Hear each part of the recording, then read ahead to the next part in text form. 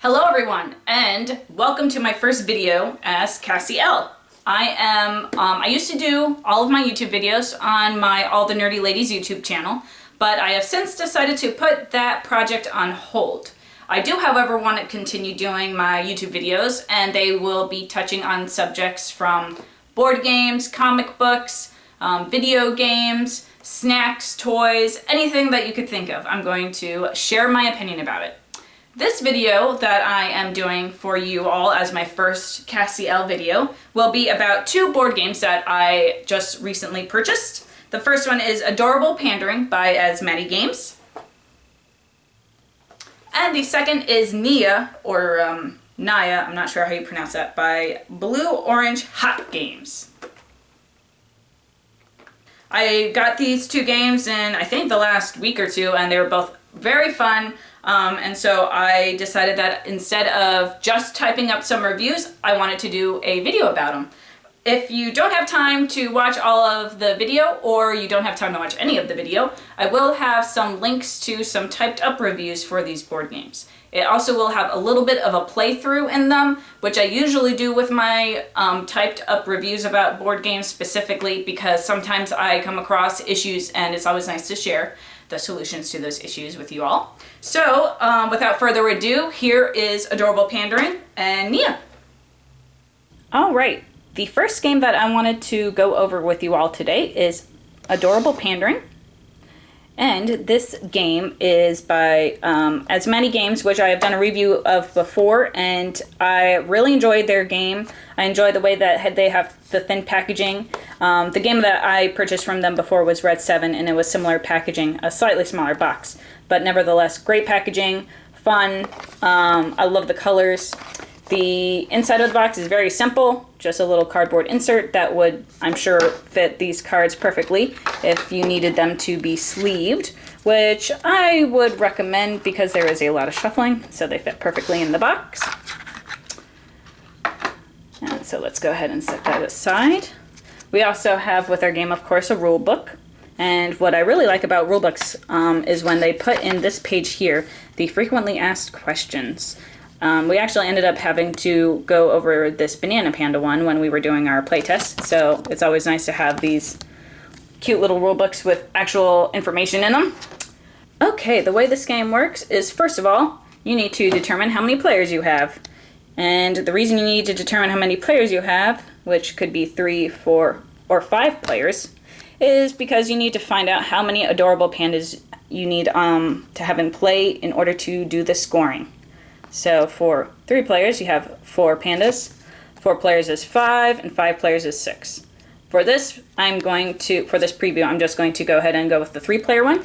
So let's go ahead and put that out there. The next thing that needs to happen is a rule needs to be chosen. Now, the rule will determine what pandas are adorable, and it tells you right here on the bottom. For this panda law, high pandas are adorable, which are pandas that are numbered 6 through 10. If you flip it around, low pandas are adorable, 1 through 5. And then we also have this other card, which is for odd pandas. Flip it around and you can choose even pandas. So for this game, let's go ahead and go with even pandas are adorable. Now we need to go ahead and get our decks. Your deck will consist of 4 cards, and then, your hand will consist of 4 cards. And then you've got your deck here. Set these cards aside for now. Here is our deck. All right, we're ready to play. So on your turn, you're going to look at your hand, see how many even pandas you will need, and try to score points. The best rule of thumb I have found is to play cards that are similar to, that fall under the panda law. And the way you score points is once you have reached, from this red panda here, once you have reached a 4th adorable panda, you do a whole bunch of stuff on the back here.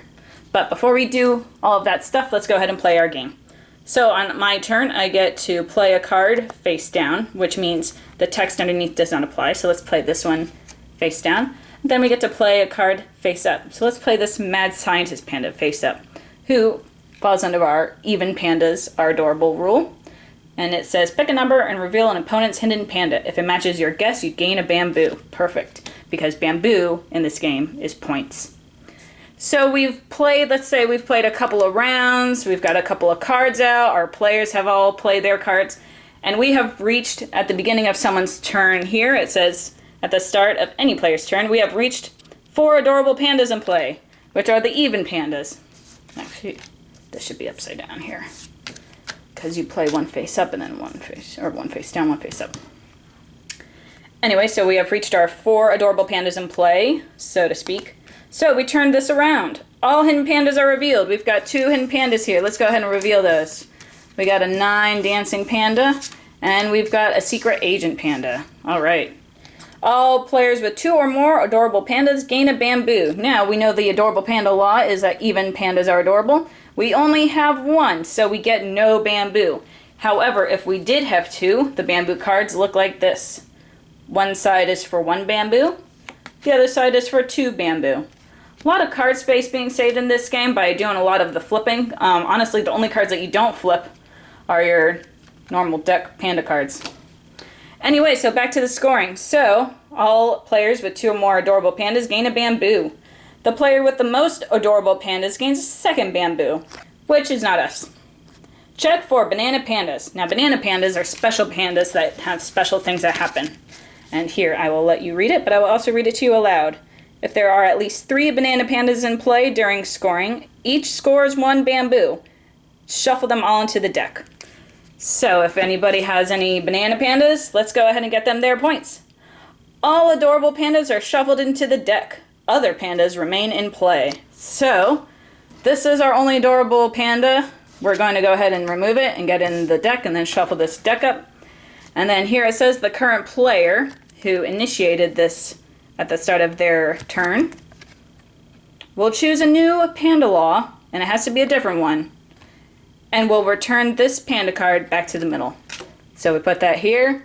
We take this. We can either flip it around to do odd pandas are adorable, or we could go ahead and go with these low or high. And that is adorable pandering. Oh, I'm sorry. It is not adorable pandering, because you need to know how many bamboo you need to win. To win this game, you need to have 5 bamboo. This is 5. You could also have, however many you want. Just make sure no one's cheating, going, oh yeah, I only got 1, and no, I got 2. I'm just kidding. To make this game last a little longer, because we played until the winner got 5 bamboo, what we did was we had more bamboo was needed to win, and that's a good way to extend the game. I have only played it with 3 players. I do believe, though, if you played it with other players, 5 players, you need at least 6 adorable pandas in play. Could go slower, could go faster, I'm not sure. It looks like they tried to balance it out, so no matter how many players you had, there was going to be about an even amount of play. So that's adorable pandering. Let's go ahead and move on to Nia, and then we'll come back to this. Alright, so Nia is the next game we're going to have a look at. And this game, I love this insert. Look at this. First of all, they gave me a fancy sticker. Very nice. We've got a folded rulebook. And look at this insert. You can see this is soft fuzzy. We've got these tokens are nice and thick, engraved. These tiles, double-sided, very pretty colors. I just really enjoyed this game and the way it looks and feels. This game is for 2 players only. So let me go ahead and separate out these 2-player tokens here. So we've got our black tokens, which represent 1 family. And we've got our red tokens. Go ahead and put these there, just so you can see them better. And then we also have our tiles. Now at the start of the game, these tiles are mixed up on the board, and each player has their stack of colors. So what I'm going to do right now is go ahead and put this out real quick, and then we'll get started on this playthrough real quick. Alright, we have this all set up, and the way these tiles were arranged was completely random. So the way we begin the game is, first of all, you need to know a little bit about these tiles. Each tile has 2 identifiers on it. This one is this poem, and it is also this cherry blossom tree. This one is rain, and this is a pine tree. This one is I don't even know what this flower is. And a poem. So you can see all of these tiles have at least 2 elements to them. It'll be something that is a plant, and then it'll also be something that is poetic. And so what you are trying to do is you're taking your pieces here and you're swapping them out with these tiles here, and you are trying to get your pieces to either go in a row down, in a row across, diagonal, or 4 in a row. I'm sorry, not in a row, in a little cluster. So for starters, let's look at these little faces. These are so fun. These are all supposed to be from like a clan or something. We take our piece and we're going to swap it with this one. Put her there. This piece is with the sun and the pine tree. So what happens for the next player is the tile they can choose from must have either the sun or the pine tree in it. So our black player is going to take this one, which has the sun, so it is fine. But the other thing that's different now is it's maple leaves. So then it goes back to the red player. They can take either the sun or the maple leaves. This red player wants to try to get this cluster here, so they're going to take this one with the maple leaves and put it here. Black player now gets to choose between either maple leaves or a poem, so they're going to go and put this one here because of that poem, because they're trying to do something similar as well. So the game keeps playing like that until you have enough things taken out where someone is clearly a winner once they place their tile, and then you do points. The points are 1, 2, 3, 4, 5, 6, 7, 8, 9 points for red. You need 10 points to win the game, which makes this game a fast game to play. A good way, though, if you wanted to extend it, is to have multiple rounds, and you could even do it as best out of 3, best out of 5, which is a lot of the ways that you do other games that are small and quick like this, like Lost Legacy or Love Letter. So even though this game it has a good amount of components, well, I guess actually it doesn't have a lot of components. It's still more than the way Love Letter only has cards. But it's an easy enough game to pick up, and I just really love this little Asian-styled art, and I love how each one of these chips has a different face on it. I don't think that they use the same stickers for this one and for this, for this color and this color. So it's nice to have a lot of variety in the faces as well. And that is Nia by Blue Orange Hot Games. So those are the 2 new games that I've purchased recently, and I hope you enjoyed my quick little review about them. If you have any comments or questions about the way that I've done my videos, please let me know, because this is the first time where I'm doing a video where the camera is really close to my face. So if I am speaking really loudly, or if I'm not speaking loudly enough, just let me know.